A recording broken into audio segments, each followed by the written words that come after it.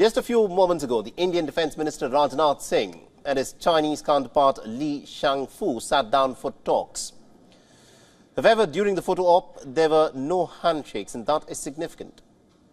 However, pleasantries, of course, were exchanged, and this is the first visit to India by a Chinese Defence Minister since the deadly clashes at the Galwan Valley in 2020. Remember, at least about 20 Indian soldiers had been martyred.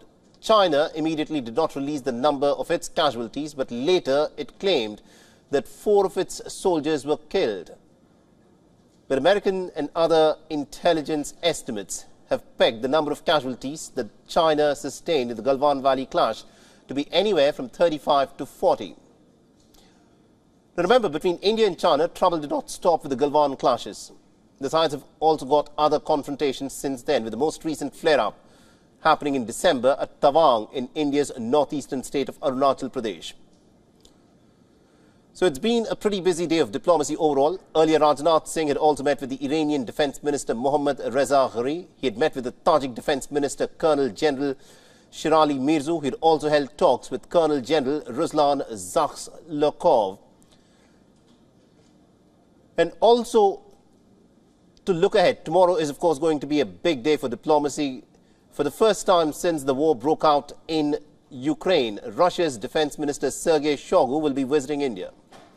New Delhi has got long-standing ties with Moscow, and the country's neutral stance in the war has also complicated India's relationship with the West. But India has made it abundantly clear that it follows a policy of strategic autonomy and does not toe anyone's foreign policy line.